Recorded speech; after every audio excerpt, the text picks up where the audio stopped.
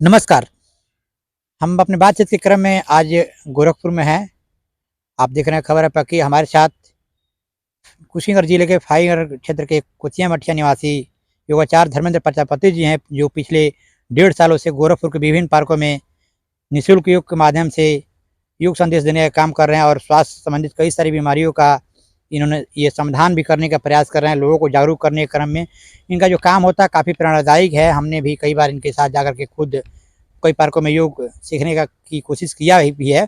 और इसी क्रम में आज हमसे बातचीत करने के लिए पुनः एक बार फिर हमारे साथ योगाचार्य धर्मेंद्र प्रजापति जी हैं।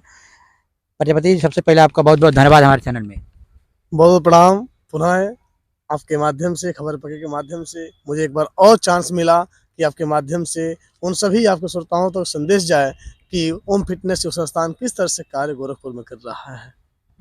तो हम सबसे पहले आपको बता ही दिए हैं कि गोरखपुर के विभिन्न पार्कों में निःशुल्क इनके द्वारा योग सिखाया जा रहा है। पिछले 1.5 सालों से लगातार इनका जो दिनचर्या है वो काफ़ी संघर्षपूर्ण रहा है। हम इनसे बातचीत कर रहे हैं और जानने की कोशिश कर रहे हैं कि योग में किस तरह के बीमारियों का समाधान और इसका इलाज संभव है।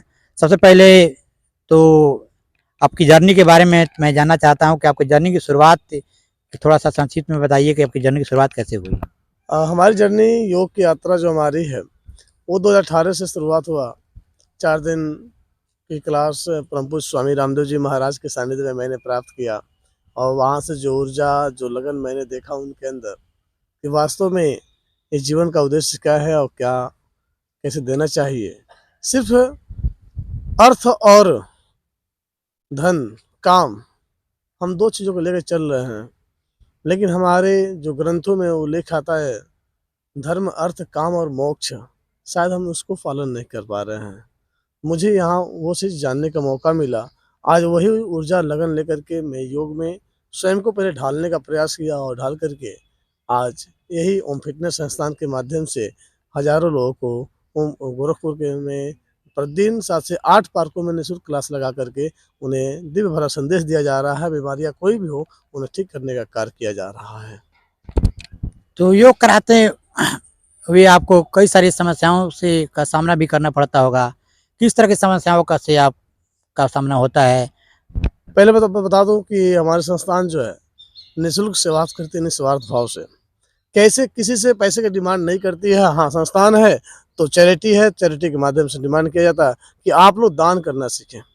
यदि आपको लगे कि संस्थान अच्छा कर रहा है समाज हित में, ठीक है, लोगों को स्वास्थ्य संदेश दे रहा है, रोगों को ठीक कर रहा है, बीमारियों को ठीक कर रहा है, तो आप अपना स्वैच्छिक योगदान दान के रूप में आप साझा कर सकते हैं। तो अभी आर्थिक समस्याओं को लेकर के काफ़ी तक आगे नहीं बढ़ पा रहा है। काफ़ी समस्याएं आर्थिक लेकर आ रही हैं, तो बिना अर्थ का कुछ काम होना नहीं है। हमारे 4 सत्यों में से एक अर्थ भी आता है। इस अर्थ ना हो पास में तो चलना बड़ा मुश्किल होता है। सुबह उठना, जाना, पेट्रोल खर्च हो गया, अन्य जो इंस्ट्रूमेंट है, साउंड सिस्टम है, उसमें जो खर्च लगना, ये सब करना पड़ता है। लेकिन हमारे वहीं कुछ साधक भी ऐसा नहीं है कि हमारा नहीं करते सहयोग, और हमारे साधक भी हैं जो जिन्हें लाभ मिलता है, जो अंतर मन से मेरे जुड़ चुके हैं, जिनके अंदर सेवा समर्पण की भावना जाग चुकी है, जिन्होंने योग के माध्यम से लाभ प्राप्त कर लिया है, वो अब साधक ऐसे हैं जो अपना सहयोग दान के रूप में हमारे पास करते रहते हैं, जिनके माध्यम से और अपने घर वालों के माध्यम से मैं उस मुहिम को आगे बढ़ाता हूँ। और कभी कभी ऐसा लगता है कि मैं क्लास में जब बैठता हूँ बड़ा नीरस लगता है कि जब मैं जा कर के तमाम साधकों के लिए बैठता हूँ, चलो सुबह उठूँगा, जाऊँगा 4 बजे और वहाँ बैठ करके सबको लाभ दूंगा, लेकिन देखने को ये मिलता है कि कुछ ऐसे साधक भी होते हैं जिनके माध्यम से काफ़ी निरसता आती है कि आधा घंटा, 1-1 घंटा मैं बैठा रहता हूँ, किसी का पता नहीं चलता है कौन कब आएगा कब नहीं आता है। डिसिप्लिन की बात, मैनर की बात ही नहीं है। यहाँ पे अनियमितता पूरी बना हुआ है। मैं अगर नहीं भी आएंगे तो भी कोई किसी तरह का कोई मैसेज नहीं, तो उसमें बड़ा आड़ लगता है कि मैं इस अवस्था में आकर कर क्या रहा हूँ। आखिर मेरे माँ बाप हैं, मेरे माँ बाप के सपने होंगे, लेकिन मैं उस सारे सपनों को छोड़ करके आज इस पथ को चूज किया हूँ कि सेवा ही प्रमुख धर्म है और उस धर्म को मैं चलने का प्रयास कर रहा हूँ। लेकिन फिर भी मैं वैसे ही बैठने का प्रयास करूँगा कि वो माँ प्रकृति का गोद है और प्रकृति गोद में जो भी बैठा हो उसका कल्याण होना है। आज नहीं तो कल यही बातें उनके समझ में आएंगी जो बीमार है और जो योग के माध्यम से जुड़ करके लाभ प्राप्त करेंगे, तो वास्तव में कहेंगे कि हाँ, कि मेरे गुरु ऐसे थे जो हमारे आने से पहले ही आकर के बैठते थे और उनके बाद हम आते थे। क्योंकि हालांकि ऐसा नहीं होना चाहिए। हमारे साधक यदि पहले आके बैठते हैं उसके बाद गुरु आए, यानी साधक गुरु को इंतजार करे, वो परम कर्तव्य बनता है। लेकिन गुरु साधक का इंतजार कर रहा है, तो आप सोच सकते हैं कितनी कठिनाइयों का सामना यहाँ करना पड़ रहा है। तो योग के माध्यम से किस तरह की बीमारियों को का समाधान संभव है, और कोई योग से अगर जुड़े तो किस तरह की बीमारियों से बचाव में उसके लाभ मिल सकता है? समत्व में योग उचित हमारे गीता के अध्याय में आता है, जो समता का भाव सिखा दे, ठीक है, वही योग है। और योग तो ऐसा माध्यम है, योग स्वयं भगवान के द्वारा रचित ज्ञान है। ये मैं आस्तिक की बात कर रहा हूँ, नास्तिक योग की बात नहीं कर रहा हूँ, ठीक है। स्वयं आदि शिव ने इस योग को बारे में व्याख्यान किया, सप्त ऋषियों के माध्यम से इस जगह जगह फैलाया गया। और फिर हमारे आधुनिक युगों में देखिए तमाम ऋषि ऐसे हुए हैं जो योग को लेकर फैला रहे हैं। समस्याएं कोई भी हो, भगवान के ज्ञान से बढ़कर समस्याएं उसकी बड़ी नहीं हो सकती है। तो मैं कह रहा हूँ कि योग एक ऐसा माध्यम है जो सभी समस्याओं को दूर करने का, चाहे आपकी आर्थिक समस्या हो, चाहे आपकी शारीरिक हो, चाहे मानसिक हो, चाहे बौद्धिक हो, चाहे अन्य कोई समस्या हो, सबका निदान योग है। क्योंकि योग जैसे एक माँ के गर्भ से बच्चा बाहर जब निकलता है तो वो भी हाथ पैर हिलाता है। यदि हाथ पैर ना हिलाए तो हो सकता है बुद्धि से वो विकास न कर पाए, हो सकता है पैरालिसिस उसकी बॉडी हो जाए। तो योग सब में एक बराबर है और सभी रोगों में लाभदायक है। सरकार से आप किस तरह की सहायता चाहते हैं? सरकार आपकी कहाँ तक मदद करती है, ये मैं जानने का तो प्रयास करूंगा, अच्छा क्योंकि आप खुद मुख्यमंत्री योगी आदित्यनाथ जी के शहर में हैं और उनका होम सिटी माना जा रहा है, कहा जा रहा है, और दूसरा कार्यकाल उनका है। तो किस तरह के सहयोग सरकार से आप चाहते हैं? मैं आपके प्रश्नों का उत्तर देने से पूर्व बताना चाहूंगा कि समस्त गुरु गोरक्षनाथ नगरी नाथ योग से जुड़ा हुआ है। और कहा भी जाता है कि एक से एक कठिन कठिन आसनों का संचालन यहीं से हुआ और यहीं से पूरी दुनिया में विख्यात है। नाथ योग का शुरुआत यहीं से माना जाता है। आपके महंत दिग्विजयनाथ भी, अवैधनाथ भी, अन्य जितने भी नाथ योगी हैं सब यहीं से हुए हैं। आपने माननीय योगी जी भी, आदित्यनाथ जी भी, आप यहीं से निकले हुए हैं। आज पूरे लखनऊ को चला रहे हैं, पूरे उत्तर प्रदेश को देख रहे हैं। लेकिन मैं बात करूं फिटनेस संस्थान के का जो परम लक्ष्य है कि गुरु गोरक्षनाथ को नगरी को हरिद्वार नगरी जैसा इस शहर को एक ऐसा स्थान दिया जाए, ऐसा स्थान बनाया जाए जहां बहुतायत जनसंख्या योग करे, योग के माध्यम से अपनी बीमारियों को दूर करे। क्योंकि मैं चाहता हूं इस शहर को रोगों से मुक्त शहर बनाया जा सके। यदि 100 में से 90 लोग भी योग करके स्वस्थ होना चाहते हैं तो वो स्वस्थ हो सकते हैं। और मैं माननीय योगी से ये निवेदन करना चाहूँगा, सांसद महोदय से निवेदन करना चाहूँगा, यहाँ के तमाम प्रशासनिक से लेकर के अन्य जितने भी सरकारी कर्मचारी हैं, मैं सबसे बताना चाहूँगा कि यदि आप मेरी सेवाओं को देख रहे हैं या मेरी सूचना आप तक पहुँच रही हैं तो मैं चाहूँगा कि आप भी जमीनी स्तर पर आकर के ओम फिटनेस योग संस्थान को एक बार गहराइयों से देखने का प्रयास करें। मैं एक बार जनता दरबार में भी जा चुका हूँ, वहाँ लेटर माननीय योगी आदित्यनाथ को दे भी चुका हूँ, लेकिन अब तक वहाँ से कोई फीडबैक, कोई कार्रवाई, किसी तरह का कोई सेवा नहीं मिला। मैं योगी से ये भी कहना चाहूँगा कि आप मुझे गुरु गोरक्षनाथ की धरती पे एक ऐसा स्थान दीजिए फिटनेस संस्थान को, जहां प्रतिदिन 1000 की संख्या में बिना किसी के डर के आकर के निडर होकर योग करें और योग के माध्यम से बीपी, थायराइड, घुटना, कमर दर्द, इस सारी समस्याओं का हल हमारे योग से है। और 100% मैं इस पे काम करने के लिए तैयार हूँ, ऐसी सेवा देने के लिए तैयार हूँ। तो मैं आपसे ये भी अपील करूंगा कि आप मुझे ऐसा स्थान देने का कार्य करें और मेरे कार्यों को सर्वेक्षण करते हुए इस जगह को योग के क्षेत्र में इतना बढ़ावा देने का कार्य करें। जिस तरह से हरिद्वार में अन्य जगह विदेशी आकर के योग सीखते हैं, वो क्या गोरखपुर में नहीं हो सकता है? क्या गोरखपुर में यदि विदेशी आकर के योग सीखेंगे तो हमारे कई भाई गरीब बंधुओं को रोजगार मिलने का काम होगा। यहाँ रहेंगे विदेशी तो यहाँ जो रहने वाले की व्यवस्था होगी उसको भी लाभ मिलेगा। तो मैं चाहूंगा कि ऐसे इस गढ़ को आप फिर से योग से जोड़ने का प्रयास करें और योग को खुले में निकालने का प्रयास करें, ताकि सब लोग खुले में आकर के योग करें और दिव्य भरा संदेश गुरु गोरक्षनाथ नगरी के माध्यम से दें। आज के भाग दौड़ भाई जिंदगी में लोगों के पास समय का अभाव होता जा रहा है। 24 घंटा का समय है, लेकिन सबके लिए 24 घंटा का समय एक प्रकार से कम ही पड़ता जा रहा है। जिससे बात करिए तो पता चलता है कि उसके पास समय नहीं है। तो ऐसे में अगर कोई योग आपके साथ जुड़ के करना चाहे और सीधे वो पार्कों में ना जा सके, तो क्या उसके लिए कोई वैकल्पिक व्यवस्था भी आपके माध्यम से बिल्कुल मिलेगा? है।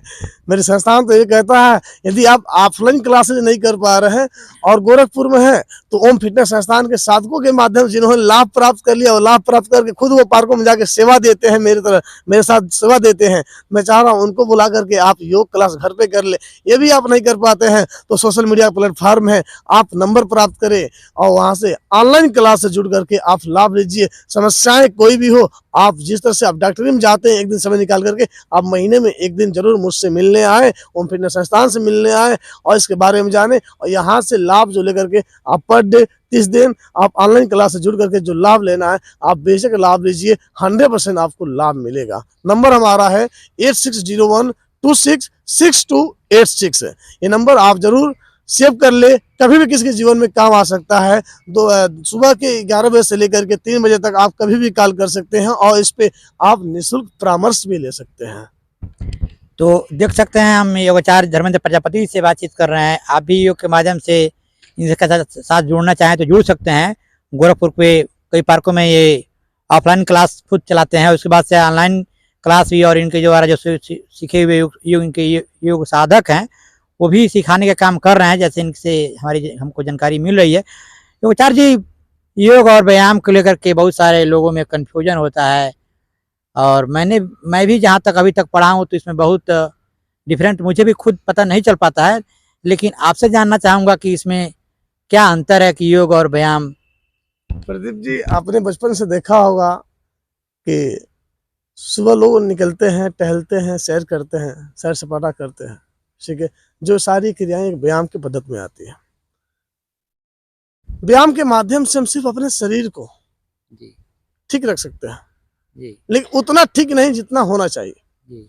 आज पार्कों में टहलने वाला व्यक्ति, सड़क पे दौड़ने वाला व्यक्ति भी शुगर से, बीपी से, थायराइड से परेशान है जी। व्यायाम तो कर रहा है पर डे, ठीक है, लेकिन वो परेशान तब क्यों है? उसे ठीक होना चाहिए। लेकिन हमारा वही योग कह रहा है, आप योग करके देखिए, जितना आप समय पार्कों में लगा रहे, अन्य स्थानों पे व्यायाम में लगा रहे हैं, उतना आप योग में लगा के देखिए, 100% आपकी समस्या है तो समस्याएं दूर होंगी, यदि नहीं है तो कभी आपके पास चलकर आएगी भी नहीं। तो बहुत बड़ा अंतर है। योग एक ऐसा पद्धति है जिसमें सामाजिक से लेकर, आर्थिक से लेकर के, बौद्धिक से लेकर के, शारीरिक विकास से लेकर मानसिक विकास, सभी में विकास होता है। योग हमारा पूर्णतः एक स्वास्थ्य जीवन शैली का क्रम बना है, जिसे आत्मा से जोड़ के परमात्मा तक पहुंचाने का कार्य कर देता है ये जी। तो आप देख रहे हैं योगाचार्य धर्मेंद्र प्रजापति जी हमारे साथ बातचीत कर रहे हैं। इनके बारे में थोड़ा सा मैं और बता दूं कि इनका काफ़ी संघर्ष भरा जीवन मैंने पहले ही बताया है शुरुआत में ही बातचीत के क्रम में, लेकिन जब हम अपने घरों में सोए रहते हैं उस टाइम ये सुबह इनका जो उठने का जिस से टाइमिंग है वो करीब 2 बजे रात में ही, अभी जब 2 बजे रात में वो 2 बजे रात में मतलब करीब ये उठ जाते हैं, और उठने के बाद से अपना नित्य क्रियाक्रम करने के बाद से ये करीब 3 बजे पार्क में पहुंच जाते हैं। और चाहे वो मौसम 3:30 बजे मैं निकलता हूँ अपने रूम से, और सबसे पहले देखिए कहा जाता है ना कि दूसरों को देने से पहले खुद के अंदर वो डेवलपिंग होना चाहिए।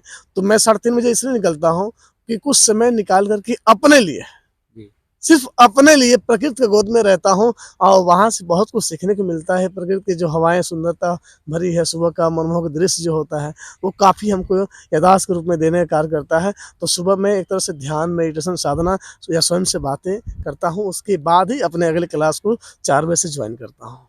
तो देख रहे हैं आप कि कितना मतलब इनका।